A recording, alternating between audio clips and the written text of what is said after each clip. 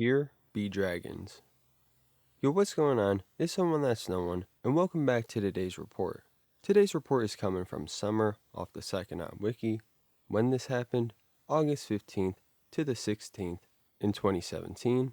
The drug used was Etizolam at a dose of 2 milligrams initially and a total estimate of 28 milligrams. The route administration was orally, gender, male, weight, 165 pounds, age, 25, prior experience, he notes, I had tried to quit smoking before, due to increased irritability towards those around me. The idea was that I would use something to take the edge off, and picked Etizolam. I had very little experience with any benzos prior to this one. And the setting, first at home, then the psych ward. So here's our first Etizolam report, a very common diazepine in the research chemical market. And just to let you guys know, I have no clue why the title is what it is. Maybe it's a metaphor, but don't expect any dragons to pop up. But we'll have a breakdown of Etizolam at the end, so let's waste no time here. Without further ado, let's dive right into this. I start with 2 milligrams of Etizolam, as it had been a couple of days without a cigarette. 30 minutes in, I start to feel really mellow, and forget completely about my desire for a smoke. 1 hour in, I try to play a game online with a friend, and everything starts off alright. After maybe an hour, she's telling me that I'm just running around in circles, but I thought I was doing great. 2 hours in, she's now telling me that she can't understand what I'm saying. I'm enunciating and using real words, but they're out of order and irrelevant to what the topic of conversation is. 2 hours onward. I black out at this point, but I remember fragments. The first thing I remember is being handcuffed and bonking my head on the door of the squad car. Now I get why they push your head down. The next thing I recall is waking up in the county psych ward at 2 in the morning. I remember dosing at about 6 p.m. on Tuesday, so I figured this makes sense, but I'm terrified of this place. It's 20 cots in a room, and half the people are screaming. I have to wait 4 hours before anyone will tell me why I'm here, and I don't have my wallet or even any shoes. The doctor shows me the police report, but the first thing I notice is that the date and time on it reads 5 p.m. Wednesday, August 16th, 2017. Confused, I ask the doctor what day it is. She tells me it's Thursday, and that I was apparently acting crazy all yesterday. I read further in the report, and it says I chased my roommate around the house with a knife, which is so far out of character for me that I think it's a joke. Well, it wasn't a joke.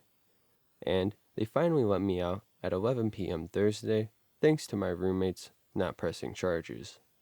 When I get home, I look in the Etizolam container and find that out of the 50 milligrams I started with, only 22 were left.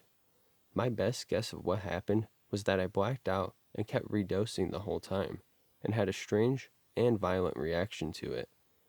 I understand that this type of experience is probably very rare, and most likely wouldn't happen to the average person. All I can suggest is that anyone that wants to try Etizolam, be very careful, and maybe have someone monitor your consumption. I learned the hard way that this kind of thing just isn't for me.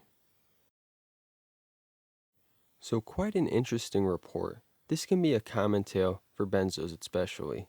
You take enough just to get fucked up and black out. Without knowing it, you consume whatever you got in your drug stash, which just gets you more fucked up. Then you end up doing some stupid ass shit that potentially ruins your life. This report really shows that you should start low, especially with substances you aren't familiar with. 2 milligrams is kinda on the brink of a strong dose, and there was no tolerance. So it isn't too surprising that this smacks Summer. Benzos, or in this case, phenodiazepines, should be taken with extra caution due to this ability to completely cause someone to be incoherent of their actions.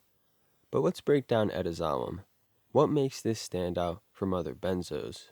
Well, some of you may be wondering what a phenodiazepine is. Well, without bringing in too much chemistry, the main difference is the structure.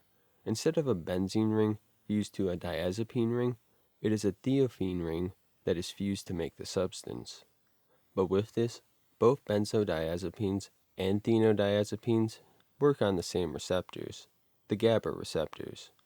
Because of this, their effects are pretty much considered to be identical. But some of you may ask, why have a whole other class of drugs that basically does the same thing? Well, to that I have to say, mainly for research purposes. It may be possible that substances from the phenodiazepine class works better for certain individuals. There may be varying durations, or they may vary in strengths. It's really just about finding more pro alternatives. But if you know the effects of your classic benzo, you can pretty much guess most of the effects for Etizolam.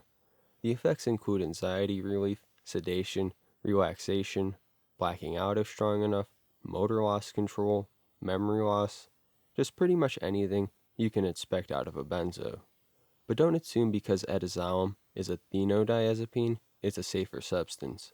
It has equal, if not stronger, ability for addiction and withdrawals. This includes the potential of seizing out and dying. Same thing if you mix it with other substances, especially other depressants. The possibility of overdosing and potentially death still are present. But other than that, this report shows you should start low if you are considered using a diazepine, and it would probably be smart to have a sitter nearby in case you do end up unconscious.